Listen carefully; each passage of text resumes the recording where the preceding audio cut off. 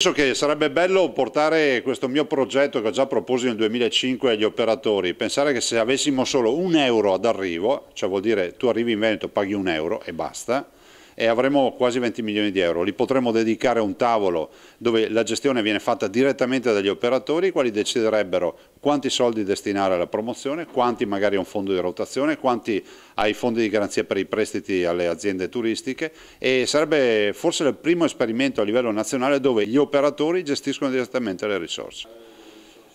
Ma sa, la verità è che quando lo proposi nel 2005 non ci fu condivisione. Penso che una cosa come questa non debba essere imposta. Allora, se Roma chiede 7 euro a notte dormita, noi chiederemmo €1 solo per l'arrivo, poi tu puoi dormire quante notti vuoi. Per noi €1 solo per quell'arrivo sarebbero 20 milioni di euro per il turismo, un turismo che è la prima industria del Veneto, 17 miliardi di fatturato, ed è un'industria sulla quale noi dobbiamo continuare a investire.